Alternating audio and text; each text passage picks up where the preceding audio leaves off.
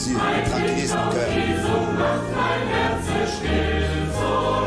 Un regard à Jésus tranquillise mon cœur.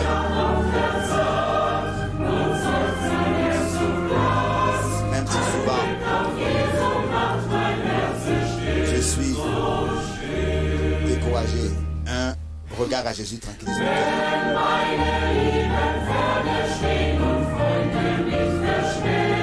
Mes bien-aimés qui nous ont dévancés nous attendent.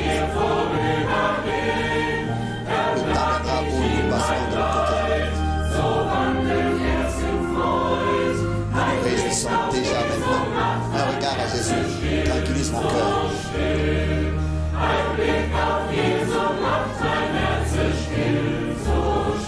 Un regard à Jésus tranquillise mon cœur.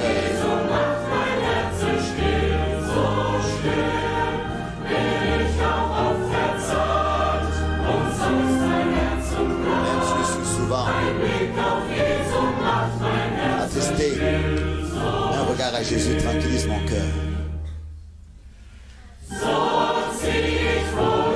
Ainsi je marche de l'avant, revêtu sur mon chemin.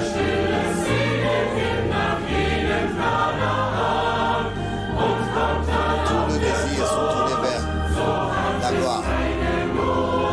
Un regard à Jésus.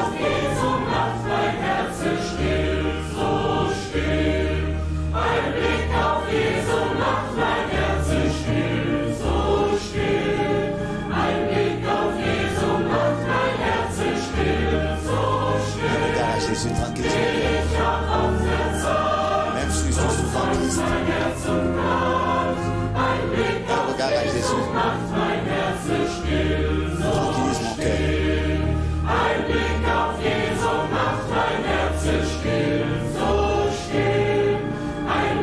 Un regard à Jésus tranquillise mon cœur.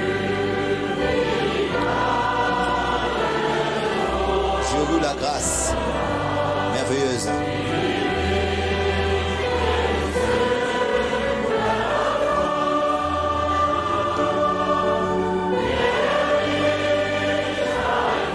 Qui m'a sauvé, moi pécheur, moi ennemi de la croix, jusqu'à que Dieu m'ait vaincu. La grâce m'a appris la crainte devant Dieu.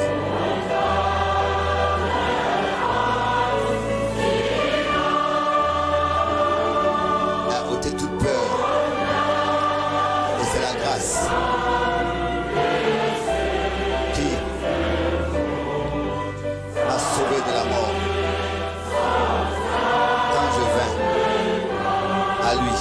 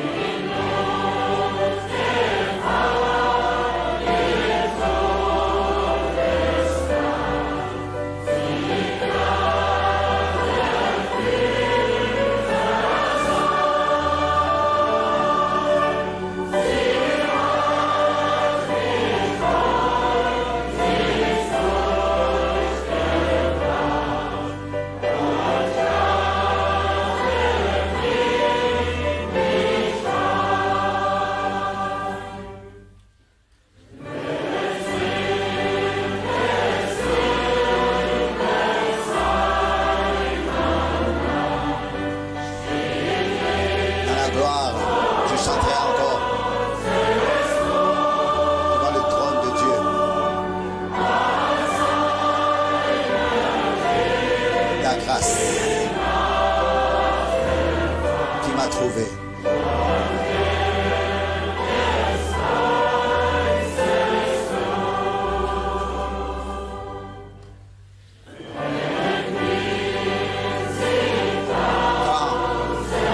Quand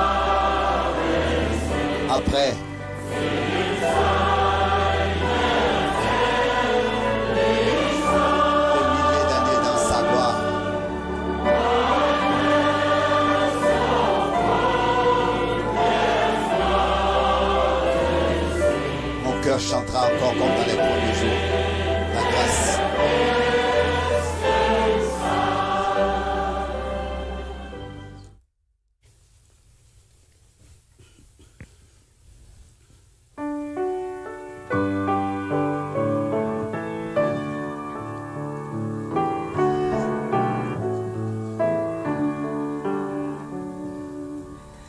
Sie kommen von Ost und West, sie kommen von Nous venons de l'Est et de l'Ouest, du Sud et du Nord. Sie sitzen beim Mahl Nous asseyons au festin himmlischen Saal des noces dans la salle céleste et écoutons Heilands Wort. la parole du Sauveur. Sie sehen sein Antlitz hold.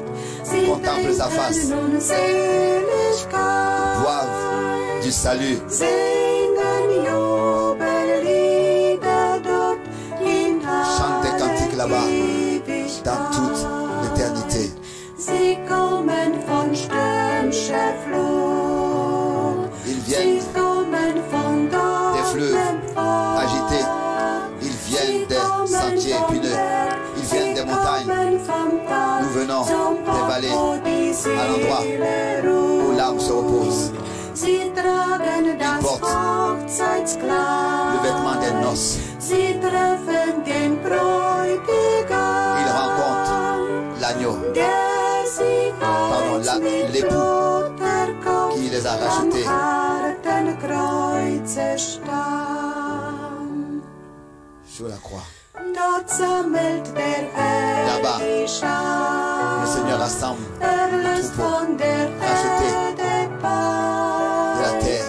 Nicht Sünde und Not, nicht Krankheit und Tod, nicht Nacht wird dort jemals sein. Là-bas, Das Alte, es ist tout le mal n'existera plus. Tout est passé. Der Herr machte alles neu. Le Seigneur rend toutes choses nouvelles. Lob und Preis dem Lamm erklingt, viel Loué et exalté soit à l'agneau Macht und pour sa Trost. grâce et sa fidélité. Sie kommen von stürmischer Flut, sie kommen von dornem Pfad, sie kommen vom Berg, sie kommen vom Tal, zum Ort, wo die Seele ruht. Sie tragen das Il porte le vêtement des Hochzeitskleid, noces. sie treffen den Il rencontre l'agneau, l'époux. der sie einst mit Blut erkauft, am harten Kreuze stand. Schau hin nach des Himmels Tor. Regardez vers la porte céleste. Elle est ouverte aussi pour toi. Das Himmelslicht blinkt, La lumière du ciel brille. Le Sauveur nous appelle, plein d'amour à lui. Die seligen Haaren dein, mit Sehnsucht so lange schon. Il nous attend avec Engel grüßen Les anges dich voll Freud, te reçoivent mit Sang avec joie vor Gottes devant le trône de Dieu. Sie kommen von stürmischer Flut. Des fleuves, Sie kommen montagnes, von chemins Dornen Pfad. Sie kommen vom Berg, Ils viennent sie kommen des vom montagnes. Tal, Nous venons zum Ort, wo die des vallées, Seele à l'endroit où l'âme se repose. ruht. Sie tragen das Portons le vêtement des Hochzeitskleid. noces. Sie treffen den Bräutigam, der sie einst mit Blut les a erkauft, am rachetés par son sang. harten Kreuze Sur le bois rude. stand.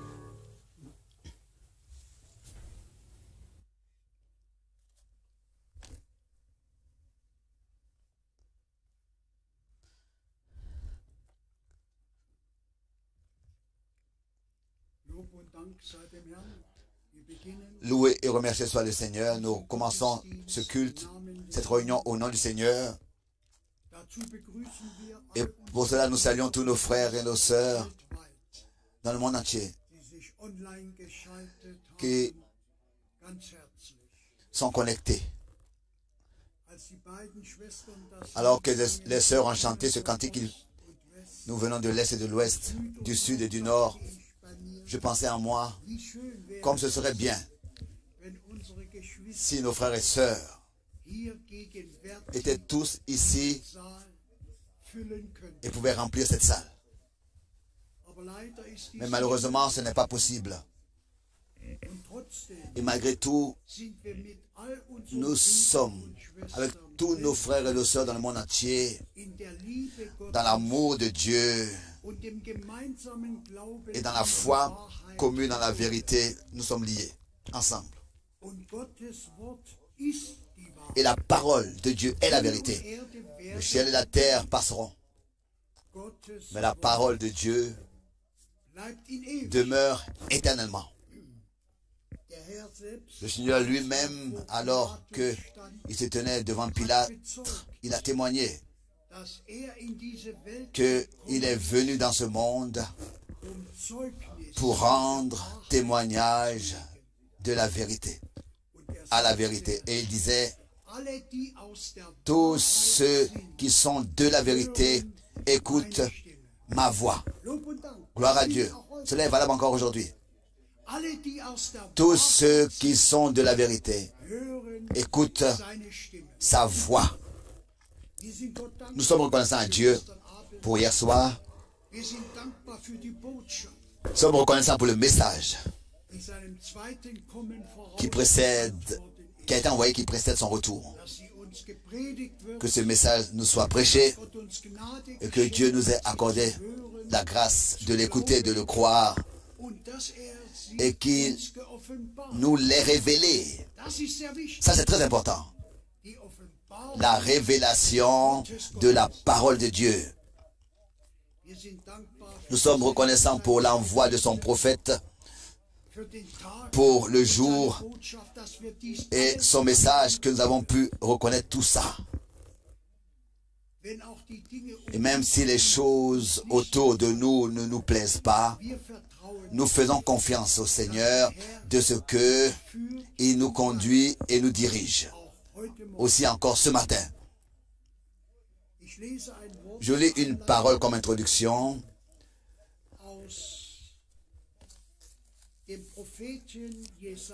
du prophète Ésaïe, chapitre 40, verset 47 et 27, pardon, très connu de nous tous. Ésaïe 40, verset 27, à partir du verset 27.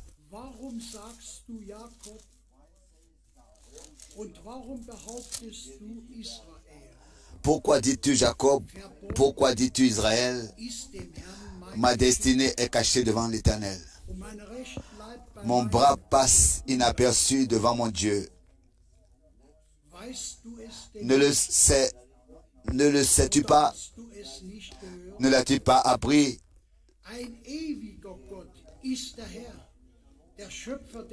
C'est le Dieu d'éternité, l'Éternel, qui a créé les extrémités de la terre. Il ne se fatigue point, il ne se lasse point. On ne peut sonder son intelligence. Il donne de la force à celui qui est fatigué. Et il augmente la vigueur de celui qui tombe en défaillance.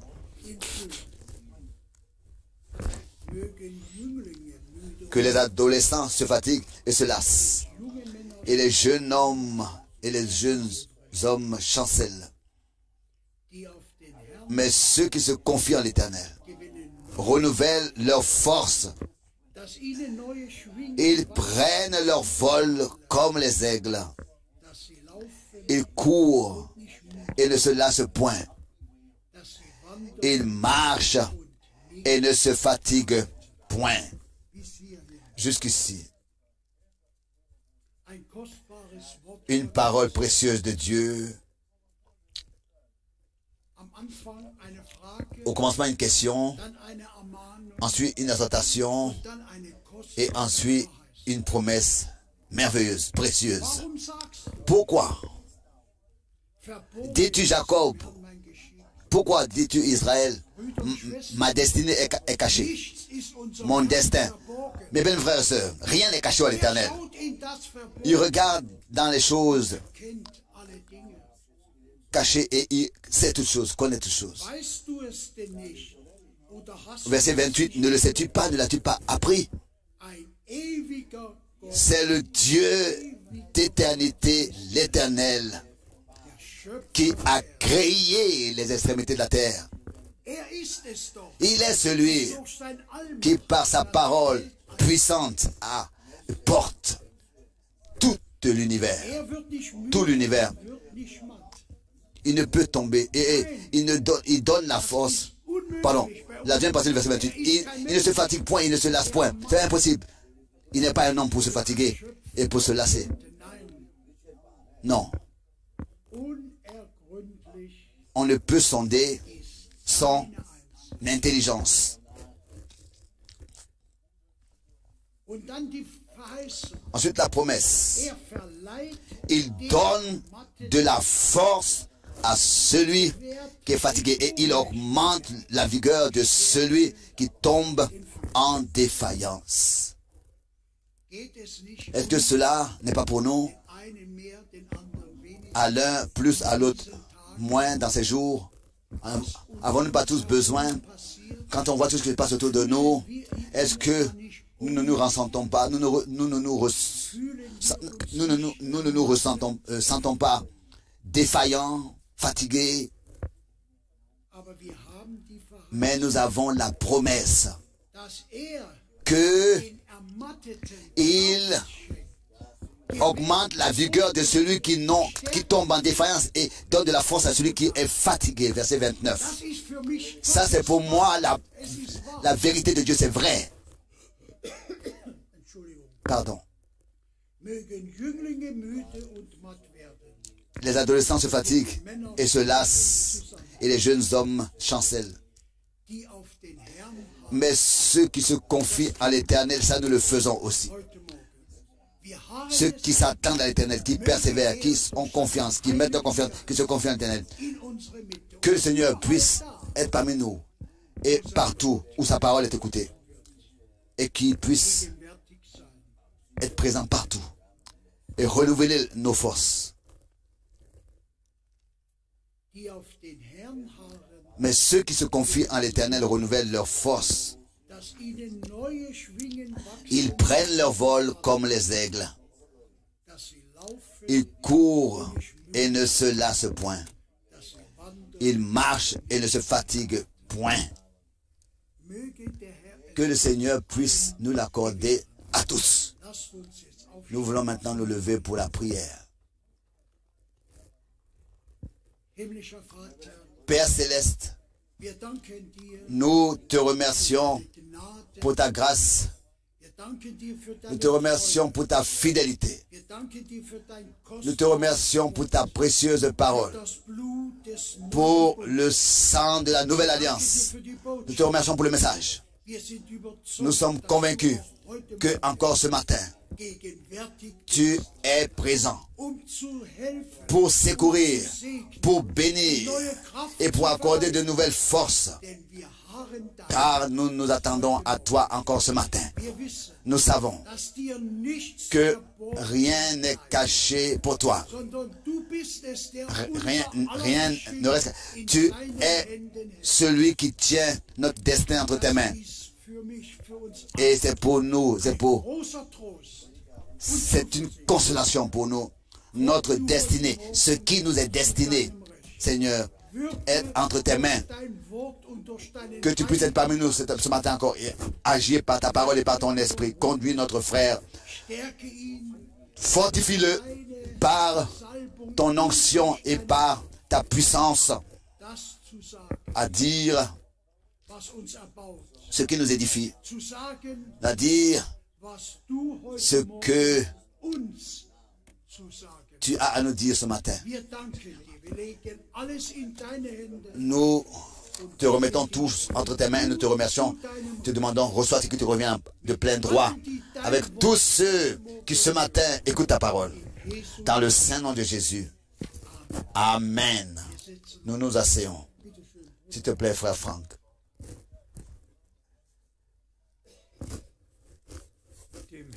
au Seigneur soit apportée la reconnaissance pour le privilège que nous avons d'écouter sa sainte et précieuse parole, croire et l'expérimenter. Nous sommes reconnaissants aussi pour ce qui a déjà été lu et ce qui a été déjà dit. Tous, vous savez que nous avons pris de l'âge et si alors il est écrit que le Seigneur accorde à ceux qui sont fatigués de nouvelles forces. Cela me rappelle d'une prière que, il n'y a pas longtemps, j'ai exprimée au Seigneur. Je disais, bien-aimé Seigneur, accorde-moi la force que j'avais il y a 40 ans d'ici, de nouveau, pour que je puisse achever le ministère. Quand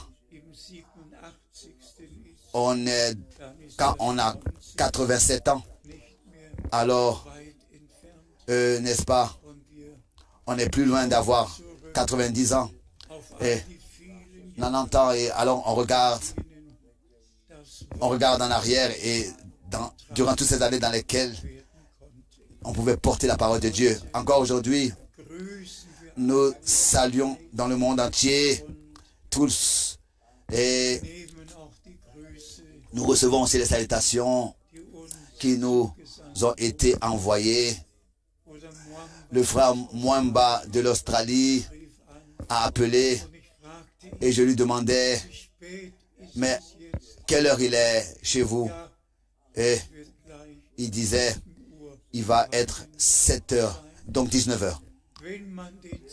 Quand on tient compte, n'est-ce pas, du changement d'horaire, décalage d'horaire et tout ça dans les différents pays, malgré tout, et même si il y a des frères et sœurs qui doivent se lever à 4 heures du matin pour suivre, mais ils se lèvent pour écouter la prédication. Tous saluent du monde, de tout leur cœur, particulièrement aussi le frère Jovava, qui est docteur et qui est béni du Seigneur. Il disait, frère Franck, nous avons écouté. Le frère Ngonga me disait, 25 stations de radio écoutent les prédications qui sont transmises de partout, des salutations, de partout des salutations, de Johannesburg, de Pretoria, de Edmonton, de Ottawa, de Montréal, de Toronto. Le frère John de Bucarest salue. Le frère Tati de Bruxelles et salue. Le frère Müller du lac de l'Est salue. Quand on résume, si on pouvait résumer toutes les salutations, nous sommes simplement reconnaissants. Le frère Rossa de l'Autriche, nos frères de la Suisse, tous saluent, tous dans le monde entier. Nous avons hier brièvement parlé de ce que était que la Réformation et le commencement de ces choses après les 1000 ans du gouvernement seul, du règne unique. Donc, et ensuite, la nouvelle percée, le joug de Rome a été ôté et un nouveau commencement avait été fait. Mais, comme tous nous le savons, c'était une réformation. Ce n'était pas encore une restauration, mais reformer. Mais cela ne suffit pas. Et ça, nous le remarquons en tous les réveils qui ont suivi, que ce soit le réveil des méthodistes, le réveil de l'armée du salut, le réveil des baptistes, le réveil, oui, tous ces différents réveils qui, dans le déroulement de ces 500 ans, ont apparu jusqu'à le réveil pentecôtiste. Tous ont conservé l'enseignement de l'Église catholique. Tous sont restés dans l'enseignement de la Trinité. Tous sont restés dans le baptême trinitaire. Malgré les bénédictions que Dieu, par sa grâce, a accordées. Et maintenant, à la fin du temps de la grâce, pas seulement reformer, mais restaurer et rétablir dans l'état qui existait, dans l'état primitif en toutes choses. Et ça, c'est notre devoir. La parole sainte et précieuse de Dieu, sous l'onction du Saint-Esprit, la transmettre, la porter, la prêcher, telle que les prophètes et les apôtres l'ont fait, étant mandatés par Dieu, Et si dans notre temps, nous regardons pas seulement à cette histoire de Corona, mais aussi que cela soit dit à tous pour réfléchir. C'est la fin des temps.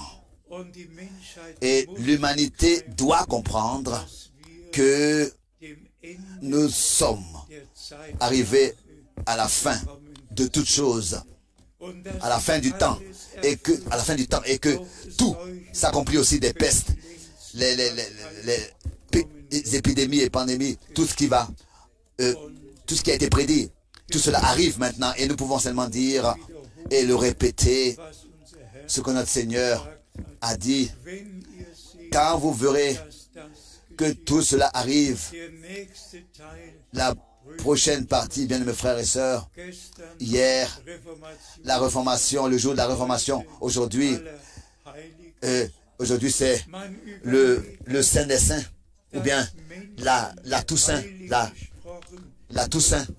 Donc, imaginez-vous, il y en a qui ont été déclarés saints, n'est-ce pas, qui peuvent ensuite être adorés par leurs parents. Où est-ce que cela existe dans la Bible? Des gens qui sont déclarés saints après leur mort et ensuite ont le droit d'être adorés, d'être invoqués.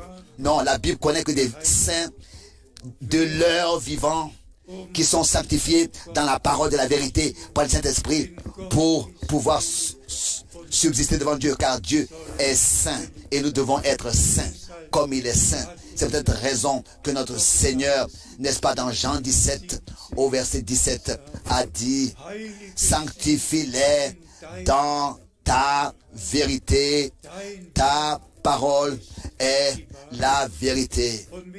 Et si nous pensons à la moitié du siècle passé, comment est-ce que les théologiens ont commencé à réfléchir et à porter un jugement sur Dieu. Ils ont commencé à faire des reproches à Dieu qu'il serait que masculin, il aurait pu aussi être, féminin. Pourquoi est-ce qu'il est un homme? Il aurait pu aussi être une femme. Imaginez-vous une telle chose quand on pense à toute l'histoire, jusqu'à même ce reproche-là, que même pourquoi est-ce qu'il est seulement écrit dans la Bible concernant le fils perdu? Pourquoi est-ce qu'il n'est pas écrit de la fille prodige, le fils prodige? Pourquoi pas la fille prodige? Quand on pense à tous ces arguments que les théologiens en face de la Bible ont exprimé, pourquoi ils ne sont pas satisfaits avec ce qui est écrit et comment est-ce que c'est écrit? Non, bien aimés frères et sœurs, c'est écœurant. Et ainsi s'accomplit ce que notre Seigneur a dit. Le temps arrivera comme du temps de Sodome et de Gomorrhe, tout, n'est-ce pas, s'est accru.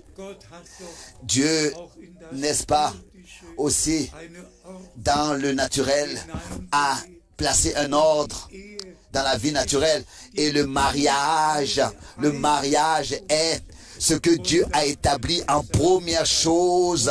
Et il a été dit, multipliez-vous, soyez féconds et multipliez-vous. Qu'est-ce que nous avons aujourd'hui? Dans quel monde vivons-nous même en fait? Dieu est, ce monde se moque de Dieu, sa parole est méprisée et tous marchent dans leur propre voie et pensée. Mais bien-aimés frères et sœurs, cela a plu au Seigneur d'attirer notre attention sur ce qui est important maintenant. Au milieu de tout ce désordre et cette confusion, Dieu, lui, il a envoyé sa parole pour que tous ceux qui sont de Dieu écoutent les paroles de Dieu, acceptent et reçoivent. Pour nous qui, n'est-ce pas, portons la responsabilité de porter et de placer sur le centre de Dieu la parole du Seigneur et de ne rien permettre d'autre dans le royaume de Dieu. Et ça aussi, les théologiens l'ont reproché que les 5 ministères, apôtres, bergers, docteurs, évangélistes, prophètes, ils font le reproche que cela a été seulement donné à des hommes. Ils ont tout reproché dans les Écritures. Ils ne sont pas d'accord avec l'enseignement des apôtres. Et ils sont arrivés même à cette conclusion que Paul était quelqu'un qui haïssait les femmes. Mais Dieu a établi dans l'Église un ordre. Et cela est à lire Dieu, Christ et homme, femme. Et nous remercions le Seigneur de ce que dans l'Église, Dieu vivant, encore aujourd'hui, l'ordre divin est valable. Et jusqu'à la fin sera valable. J'ai un verset que j'aimerais lire comme fondement qui doit être encore dit de 2 Timothée, le chapitre 4 et ici le 2e verset, 2 Timothée chapitre 2 verset 2, chapitre 4 pardon, 2 Timothée chapitre 4 verset 2. Prêche la parole, insiste, en toute occasion, favorable ou non. Reprends, censure, avec toute douceur, patience et en instruisant. Et c'est Paul, a écrit à Paul, à Timothée, prêche la parole, sans considérer ce qui sera dit là-dessus, ou bien ce qui est prêché à droite et à gauche. Toi, prêche la parole. Sois un ministre qui dispense correctement la parole de la vérité. Et nous remercions le Seigneur de ce que, ici, nous pouvons, n'est-ce pas, nous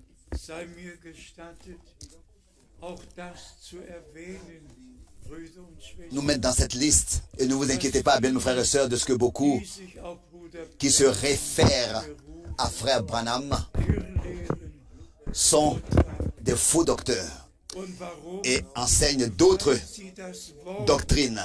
Et pourquoi? Parce qu'ils ne respectent pas les Écritures. Ils ferment la Bible et ce que Frère Branham a dit, ils le mettent au-dessus de ce qui est écrit parce qu'ils l'interprètent et l'ont mal compris. Nous avons compris que Dieu a envoyé son serviteur, le prophète. C'est justement pour nous ramener aux Écritures en toutes choses, pour nous ramener sur le fondement antique et de bâtir tout sur ce fondement. Et Paul pouvait dire, en tant que un architecte sage, n'est-ce pas, j'ai fondé le fondement chez vous.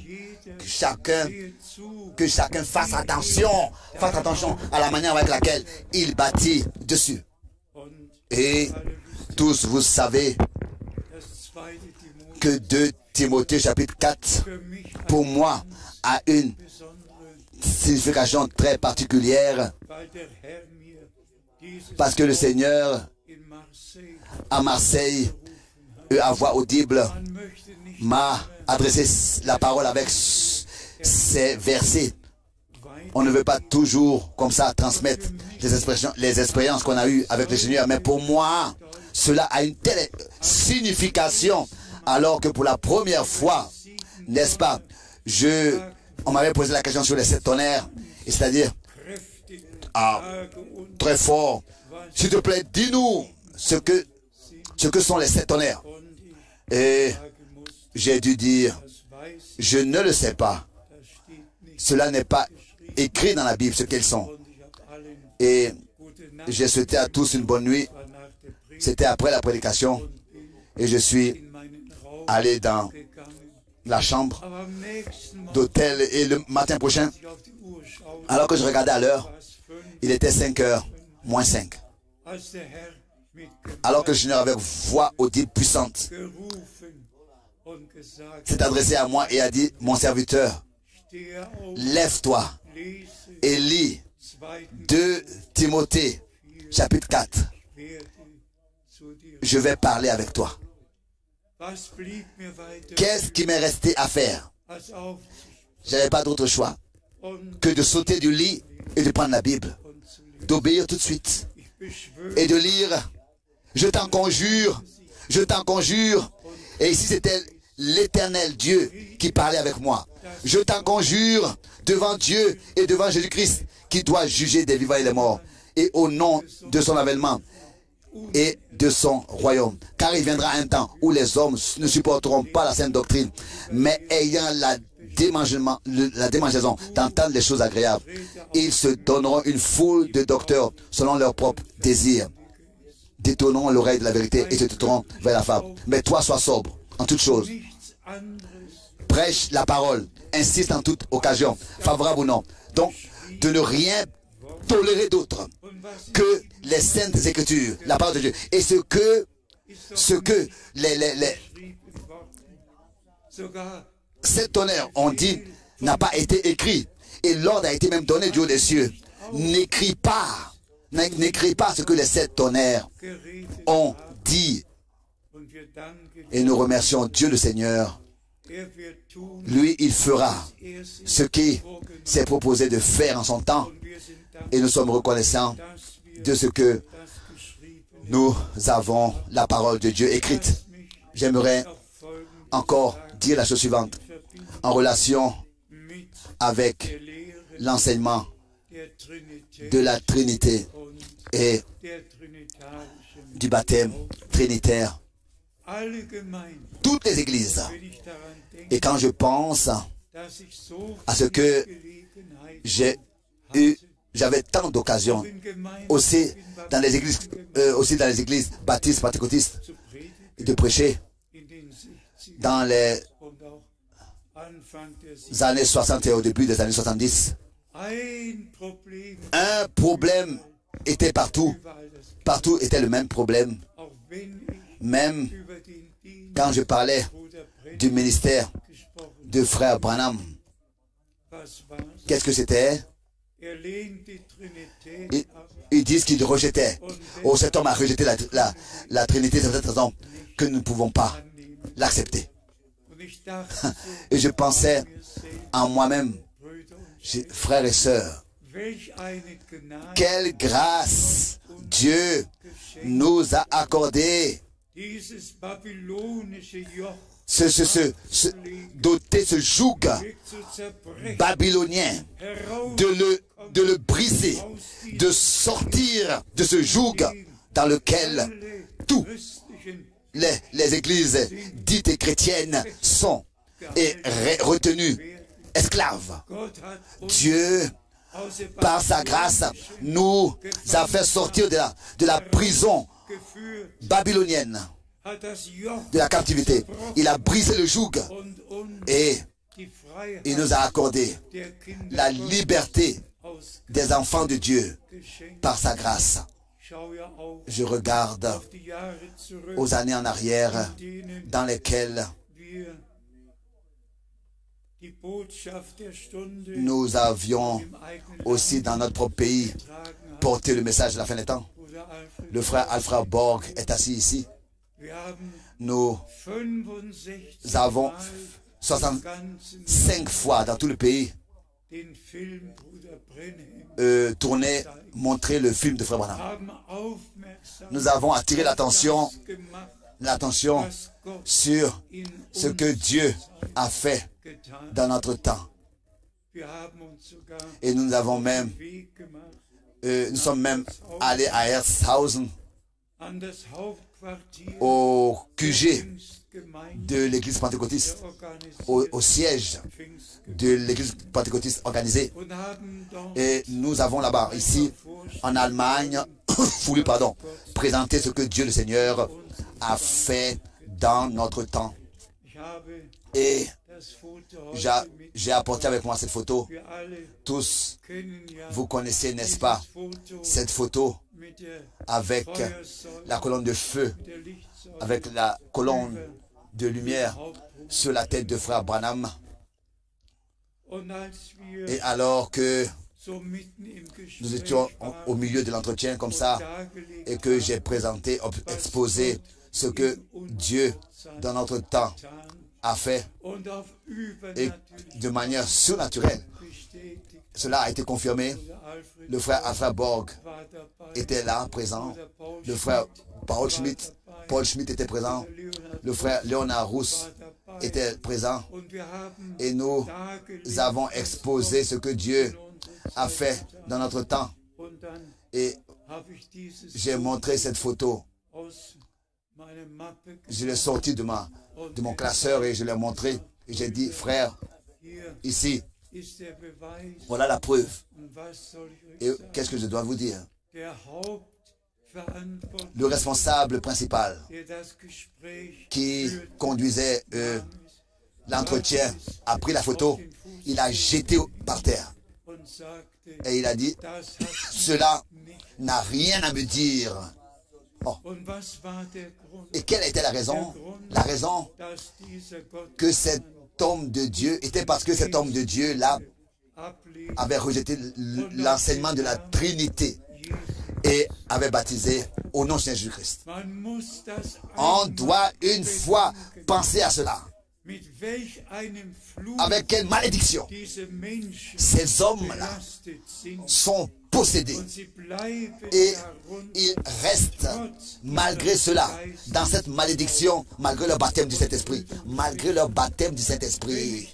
Et mes bien-aimés frères et sœurs, si je n'avais pas moi-même vu tout cela de mes propres yeux, vécu tout cela, que des centaines dans une réunion ont chanté en langue, ont loué le Seigneur.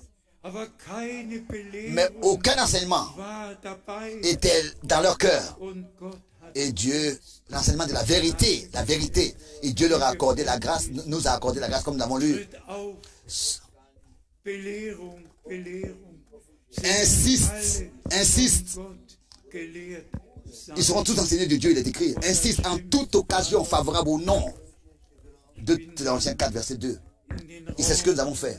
En toute occasion, je suis allé dans la pièce d'enregistrement quand les gens venaient au séminaire biblique qu'on appelle, ils ont dû s'inscrire.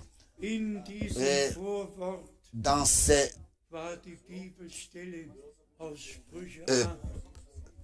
paroles d'introduction, il y avait le verset de Proverbe 8, verset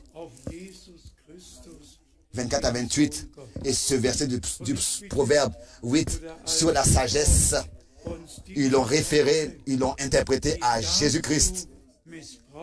Et j'aimerais que le frère Alfred Borg puisse lire cela, parce que dans l'enseignement de l'Église pentecôtiste, ils prétendent que pour soutenir la doctrine de la Trinité, ils prétendent que Jésus était déjà avant la création de toutes choses là-bas, auprès de Dieu. Et le docteur, le professeur de ce séminaire biblique-là enseigne des gens par rapport à cela. Il est écrit ici, oh, il ne relit pas le verset. Proverbe 8. Imaginez-vous, le Seigneur m'a créé en tant que le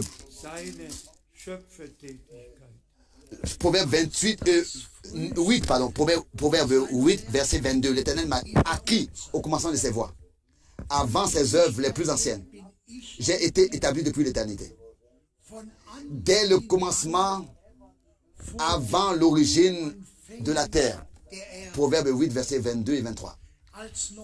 Je fus enfanté quand il n'y avait point d'abîme, point de source chargée d'eau.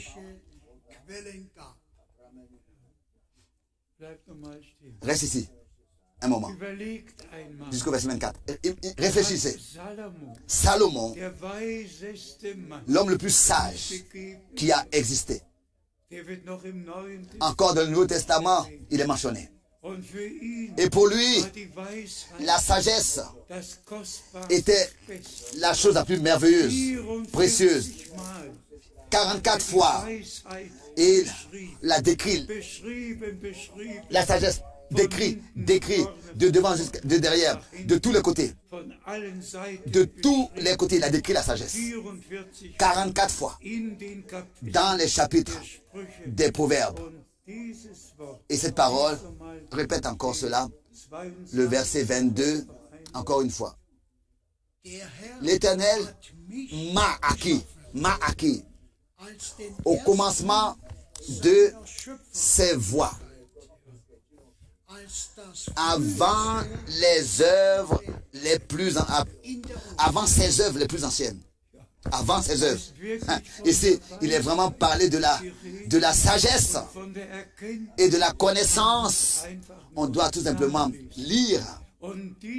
Et ce verset biblique, comme Matthieu 28, ont été mal compris et interprétés, que le Fils de Dieu, d'éternité en éternité, a été créé, mon Dieu. Lui, le Seigneur, l'Éternel, que nous connaissons en tant que Fils, est l'Éternel, qui marchait déjà en Éden, qui a appelé toutes choses à l'existence, mais pas en tant que Fils. Sans lui, rien qui existe a existé.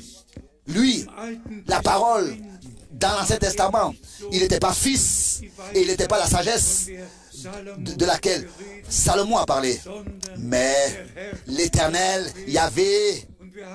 Et nous avons cette désignation dans tout l'Ancien Testament pour Dieu, Elohim, et pour l'Éternel, Yahvé, plus de 4000 fois dans l'Ancien Testament. Et il est toujours le même. Quand dans le Nouveau Testament nous lisons qu'au commencement était la parole, le mot hébreu est plus clair et plus exact. Au commencement était celui qui parle, celui qui a appelé toutes choses à l'existence, pas seulement la parole, mais celui qui parle. Il n'était pas à l'époque, au commencement, il était en tant que l'Éternel. Et dans tout l'Ancien Testament, cela a été annoncé à l'avance. Et les deux promesses principales dans Ésaïe 7 au verset 14, une vierge enfantera et et fera naître un fils et un fils naîtra que vous appellerez Emmanuel. Et ensuite, Ésaïe 9, versets 5 et 6. L'enfant vous est né, le fils vous est donné. La domination se repose sur son épaule. La naissance du fils n'était pas dans l'éternité ou bien au ciel. La naissance du fils, il naquit à Bethléem. Et Bethléem, ça veut dire maison du pain, maison du pain. Lui, le pain vivant qui est descendu du ciel. Aujourd'hui, Christ vous est né, qui est le Seigneur. Donc l'Éternel. Bien-aimés frères et sœurs, quand je pense à toutes ces expériences que nous avons eues, ils se sont heurtés principalement en ce qui concerne le ministère de Frère Branham. Tous savaient qu'il était un homme de Dieu et qu'il avait un don de guérison divine. Mais ensuite, suivi le mais. Et maintenant, nous venons vraiment au sommet. Et disons les choses très clairement, encore une fois. Dieu le Seigneur a conduit les choses ainsi qu'à la fin du temps de la grâce, la vraie prédication de la vraie sainte parole de Dieu, un seul Seigneur, une seule foi, un seul baptême, tout seulement une fois, un seul, pas une interprétation, mais Dieu, la sainte et précieuse parole de Dieu, telle qu'elle est écrite.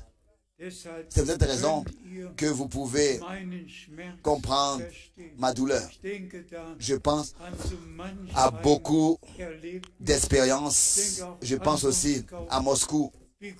Comment est-ce que Dieu a accordé sa grâce? Le prédicateur baptiste était tellement enthousiasmé de la prédication qu'il disait, tu dois aller à l'université, tu dois revenir et aller à l'université et exposer à tous les étudiants le dessein de salut. Notre Dieu, toute une semaine avec le frère Menet. Nous étions à Moscou, à l'université. Nous avons exposé le dessein du salut de notre Dieu et à la fin. Oui, l'enseignement de la Trinité. Nous ne pouvions pas accepter que Dieu, ils ne pouvaient pas accepter que Dieu est constitué d'une seule personne et que le vrai baptême doit avoir lieu au nom de Jésus-Christ. Partout. Aussi à cette université à Moscou. C'était le point décisif pour rejeter aussi tous les frères dans le ministère et tous les prédicateurs.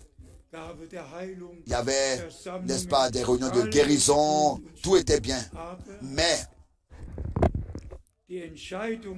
la décision fut prise avec l'enseignement biblique sur le baptême d'eau et sur la divinité. Et bien, mes frères et sœurs, ça, ce que d'autres ont rejeté et qui, n'est-ce pas, est resté, et tous ceux qui sont restés dans ces ordonnances et ces credos, ces interprétations, pour parler avec la révélation que, donc, avec l'Apocalypse, l'une c'est la mère spirituelle et les autres, ce sont ses filles.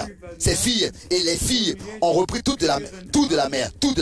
Et maintenant, ils retournent au sein de leur mère. Et tous, n'est-ce pas, s'unissent sous une seule tête, un seul chef. Mais dans ce temps, Dieu le Seigneur, n'est-ce pas, a son Église et il achève son œuvre dans les siens. Ce qui est encore très important, bien mes frères et sœurs, c'est que dans Éphésiens 1, au verset 13, est-ce que tu veux le lire s'il te plaît? cette parole merveilleuse d'Éphésiens, le premier chapitre, le verset 13. Là, il s'agit du sceau de Dieu et du scellement avec le Saint-Esprit. Lis s'il te plaît, Éphésiens 1, verset 13.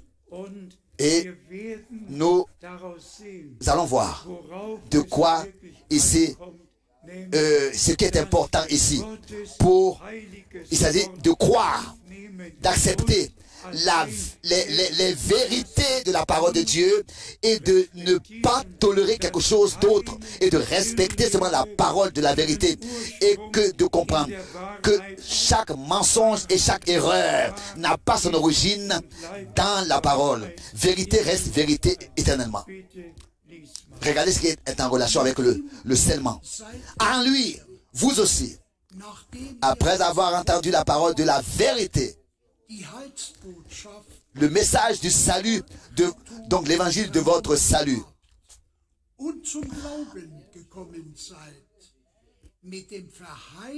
après avoir cru à la parole de la vérité, en lui vous avez cru et vous avez été scellés de cet esprit qui avait été promis. Ici nous avons une langue claire, un langage clair, pardon. Après avoir entendu, en allemand, après avoir reçu, accepté la parole de la vérité et avoir cru en lui, vous avez été scellés du Saint-Esprit qui avait été promis. Et vous avez été scellés du Saint-Esprit, qui est l'Esprit de la vérité. Pas seulement baptisé de Saint-Esprit. Pas seulement baptisé de Saint-Esprit. Le baptême de Saint-Esprit appartient à notre conversion. À notre conversion. Sans conversion, on ne peut même pas croire. On ne peut pas prétendre avoir cru. Et sans baptême du Saint-Esprit, notre conversion n'est même pas encore achevée. Mais le scellement est quelque chose d'autre. Et la question est, est-ce que c'est 500 millions, 550 millions de charismatiques ont été scellés du baptême de l'esprit de la vérité. Ils ne savent même pas ce qui concerne les promesses que Dieu, n'est-ce pas, a données peut-être pour cette laps de temps. Et seulement ceux qui ont reconnu les promesses et qui peuvent croire l'accomplissement des promesses, seulement ceux-là pourront être scellés de l'Esprit de Dieu promis pour le jour glorieux de la rédemption de leur corps. Ici, il s'agit du mot promis. Nous sommes très reconnaissants pour les Saintes Écritures et nous savons ce qui est écrit dans Matthieu 7. Beaucoup, n'est-ce pas, viendront à moi en ce jour et diront: Seigneur, Seigneur, Seigneur, n'avons-nous pas en ton nom prophétisé, chassé des démons et fait des miracles? Oui, tout le mouvement pentecôtiste et charismatique peuvent se référer à cela. Parmi eux, des miracles ont lieu et ils prophétisent. Nous avons tous ici. Non, celui qui n'a pas la parole de la promesse, il s'égare et il s'égare, il se trompe loin de ce que Dieu fait aujourd'hui. C'est pour ça que les deux choses vont ensemble. La parole de la promesse, les enfants de la promesse et ensuite l'esprit de la promesse. Toujours la promesse. Ces trois choses vont ensemble. Et les enfants de la promesse croient les enfants de la parole de la promesse et reçoivent aussi l'esprit de la promesse et sont scellés de l'esprit promis pour le jour de la rédemption de leur corps, pour le retour de Jésus-Christ, notre Seigneur. Résumons ensemble, bien-aimés frères et sœurs. Dieu a fait en sorte, comme hier soir, je l'ai dit en insistant, le Seigneur, n'est-ce pas, a envoyé son serviteur et prophète tel que il avait promis avant que le jour terrible et redoutable de l'Éternel vienne. Un homme de Dieu apparaîtrait comme Élie, qui, n'est-ce pas, a rassemblé, convoqué le peuple de Dieu, a rebâti l'autel de l'Éternel et qui a ordonné toutes choses de manière divine dans l'enseignement. Et ça aussi, dans 2 Timothée 4, au verset 2, nous l'avons lu, tout de la bonne manière par la prédication de la parole de Dieu a été ordonné aussi. L'enseignement a été ordonné et nous remercions Dieu le Seigneur pour le ministère prophétique et oui, de notre bien-aimé frère Branham et bien-aimés frères et sœurs. S'il y a quelqu'un qui existe, qui a reconnu ce ministère dans tous ses détails du plus profond fondement et en quoi est-ce que consiste, quel objectif a ce ministère et comment est-ce que le Seigneur lui-même est descendu dans la colonne de feu et a parlé lui-même avec son serviteur le prophète face à face. Face à face. Et comment est-ce que lors de la prière pour les malades, à chaque fois, nouvellement, cela a été manifesté.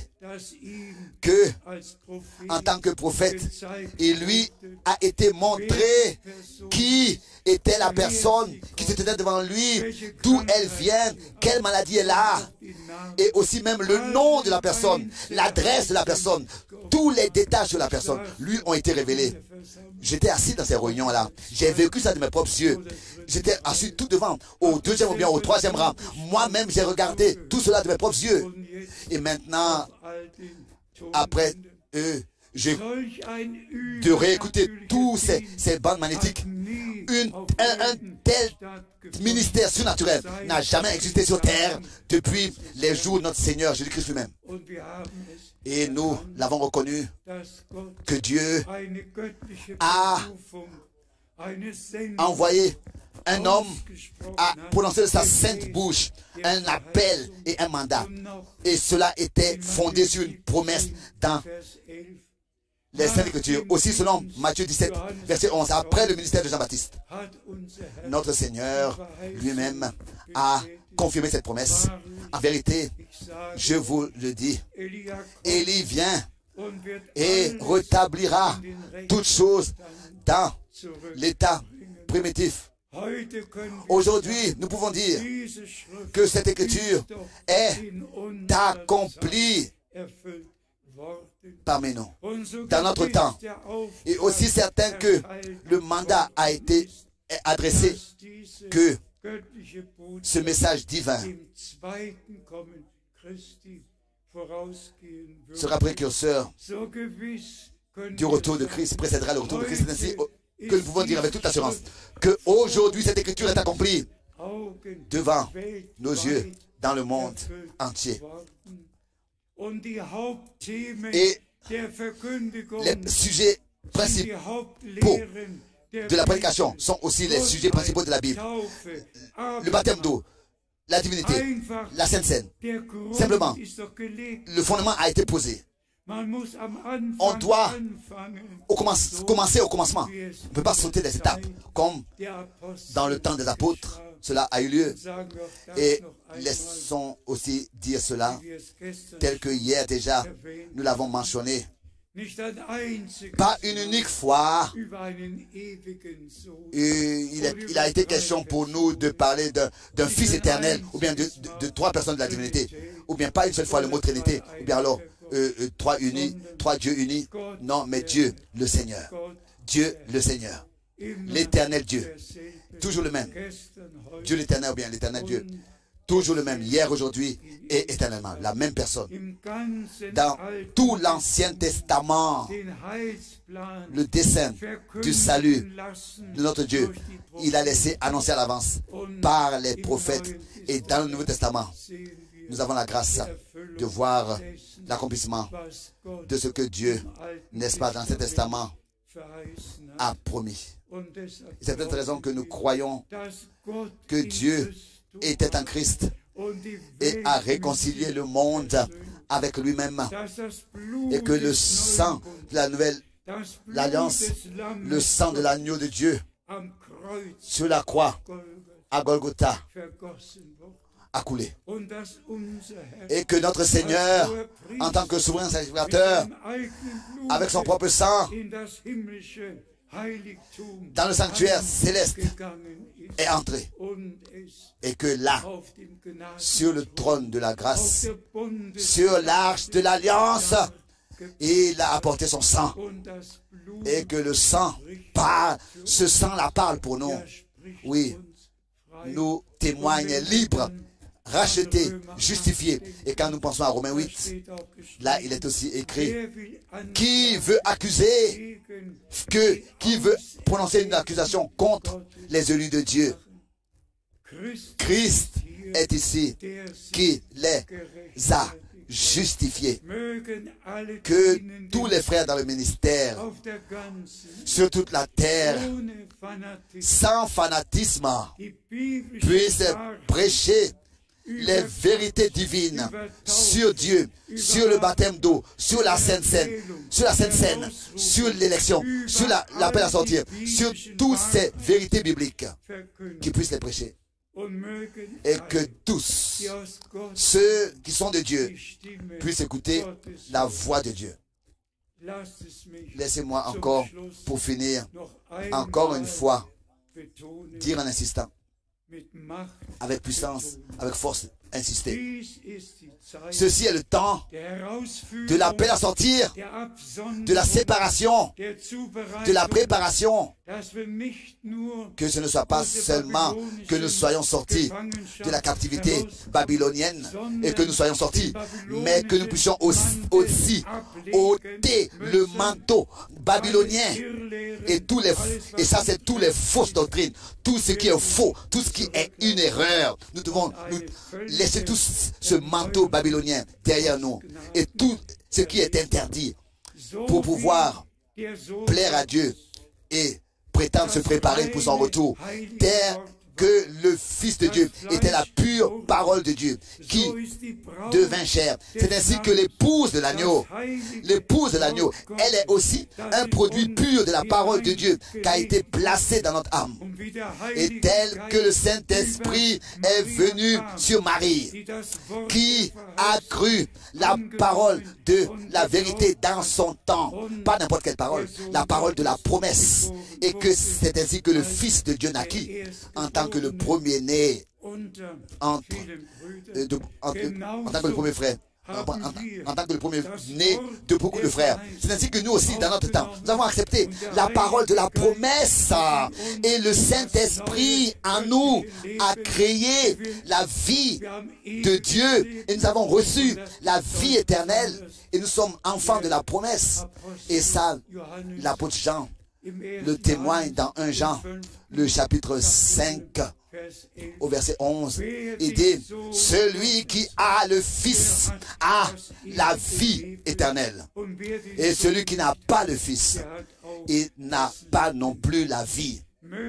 Que Dieu aussi, cette réunion courte, qui puisse l'utiliser à ce que tous ceux dans le monde entier puissent sortir de la captivité babylonienne, de toutes les fausses doctrines, de toute erreur, de toute interprétation, de toute propre opinion, et pour pouvoir être sanctifié dans la parole de la vérité et lavé dans le sang de l'agneau, et ainsi être scellé du Saint-Esprit promis pour le jour glorieux du retour de Jésus-Christ, notre Seigneur.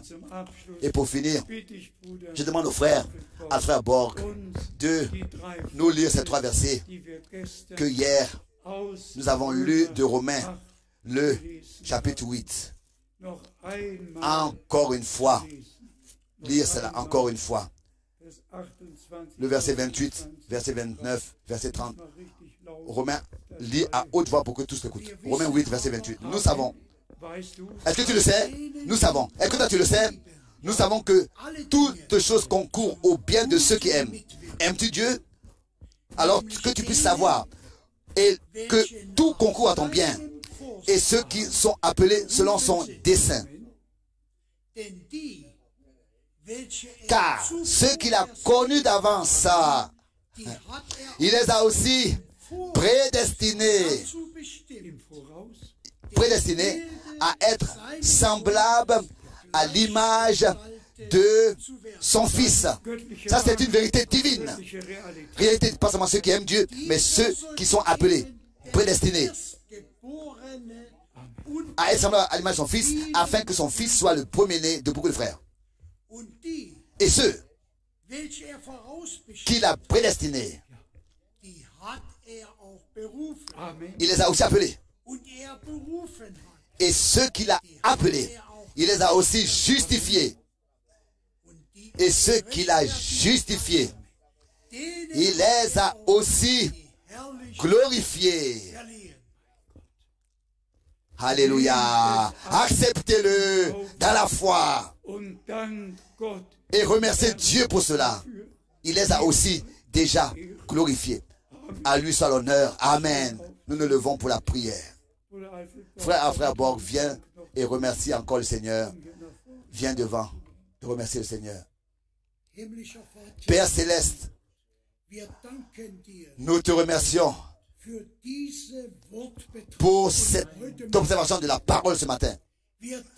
Nous te remercions pour la grâce que tu nous as accordée à tous de reconnaître ce que c'est que la vérité. Tu nous as secourus à ôter le manteau babylonien et de mettre tout de côté et de ne rien toucher aux interdits, aux interprétations, à l'erreur et de marcher dans ta parole.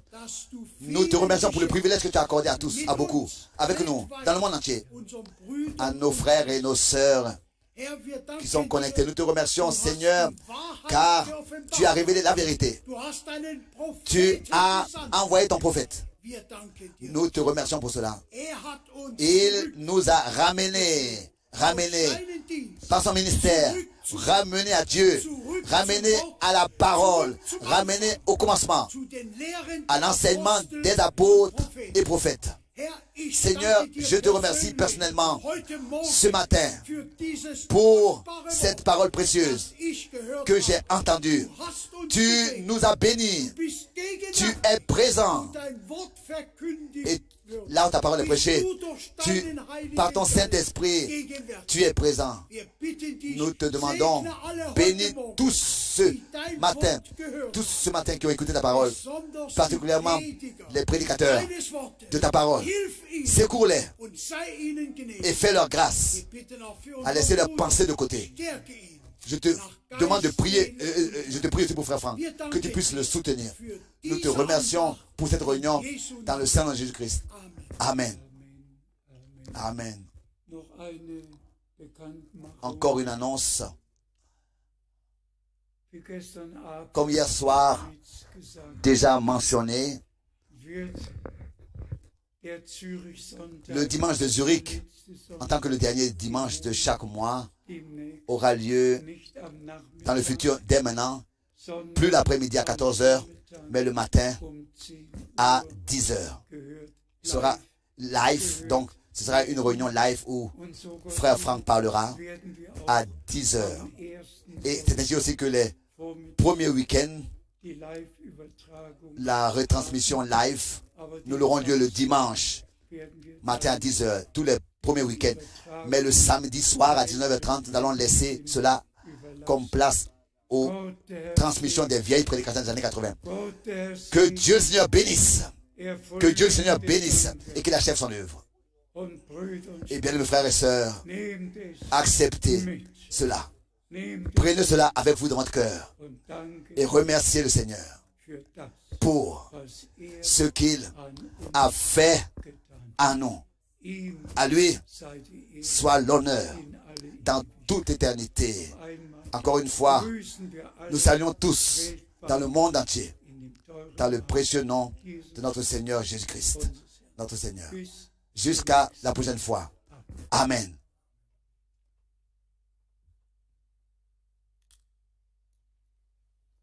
Встретимся ли мы с тобою, где святые все поют, где спокойною рекою воды чистые текут. Да, мы встретимся с тобою ночную рекою, там с неумолкаемой хвалою Иисусу мы будем служить. Над прозрачною рекою, чистой и светлой, как кристалл, там воскликнем мы с тобою, вечный день теперь настал. Да, мы встретимся с тобою ночную рекою, там с неумолкаемой хвалою Иисусу мы будем служить. Между днями и рекою путь непроходимый был, но сколь тяжкою ценою Агнец нам его открыл. Да, мы встретимся с тобою ночную рекою, там с неумолкаемой хвалою Иисусу мы будем служить. Там сиянье над рекою, лик Христа мы будем зреть. Кто на землю за тобою не сходил, чтоб умереть? Да, мы встретимся с тобою ночную рекою, там с неумолкаемой хвалою Иисусу мы будем служить. Скоро будем над рекою, скоро путь придет к концу, скоро встретимся с тобою, вознеся хвалу Отцу. Да, мы встретимся с тобою ночную рекою,